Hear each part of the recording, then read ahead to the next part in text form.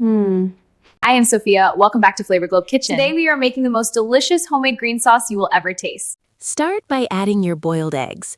2 eggs for a light sauce, 3 or 4 eggs for a thicker, richer texture. It's totally up to you.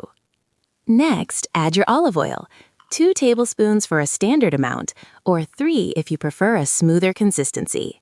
Now add your garlic. 1 clove if you like it mild, 2 or 3 cloves if you love that bold garlic flavor.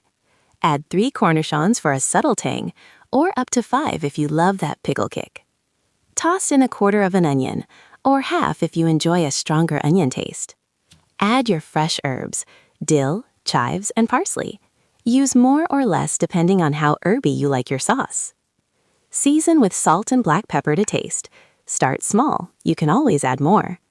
Finally, squeeze in some fresh lemon juice, half a lemon for a light touch, or a full lemon if you love that citrus punch. Now blend everything together until you get a smooth and creamy green sauce.